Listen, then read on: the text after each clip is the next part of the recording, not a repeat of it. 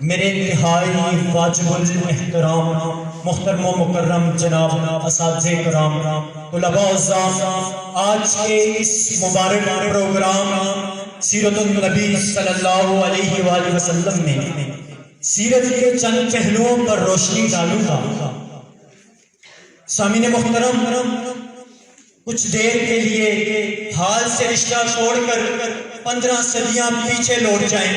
تاریخ کے صفحات بنگالیں اور دیکھیں دنیا میں کیا تھا۔ ظلم ہی ظلم تھا، اندھیرا ہی اندھیرا تھا، ظلم و ستم کا دور دورہ تھا، جور و جفا عام تھا، شراب نوشی اور زناکاری معیوب نہ تھی، چوری اور ڈاکہ زنی پر فخر کیا جاتا تھا، انسان کے خون کا پیاسا تھا، بچیوں کو زندہ زمین میں درگور کیا جاتا تھا، عورتیں حیوانوں کی زندگی بسر کرنے پر مجبور تھی،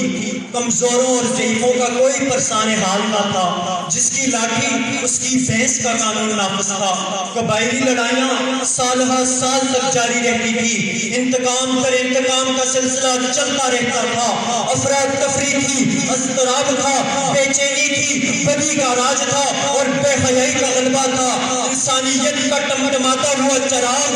بجھنے کو تھا۔ وہ رب جو خزاں میں بہار پیدا کرتا ہے، وہ رب جو ظلمت شب کے بعد نور صحرا پیدا کرتا ہے، وہ رب جو قحط سالی کے بعد کہلاتے انسانوں بلبلاتے حیوانوں اور تڑپتے کیڑوں مکوڑوں پر رحم کر کے بارش برساتا ہے، جو میرا اور آپ کا اور ہر شے کا رب ہے، اسے اشرف المخلوقات کی حیوانوں سے بدتر حاجت پر رحم آ گیا۔ اس نے کائنات کے عظیم انسان کو رحمت للعالمین بنا کر بھیجا اور اپنے پیغمبر صلی اللہ علیہ وسلم کو قرآن کی صورت میں انسانیت کا دستور دیا، ہدایت کا منشور دیا، راہ زندگی کا نور دیا۔ سامعین محترم، سیرت النبی صلی اللہ علیہ وسلم کی انقلابی تعلیمات نے ایسا انقلاب برپا کیا کہ دنیا اس کی مثال لانے سکا۔ کس نے ذروں کو اٹھایا اور صحرا کر دیا، کس نے ذروں کو اٹھایا اور صحرا کر دیا، کس نے قطروں کو ملایا اور دریا کر دیا۔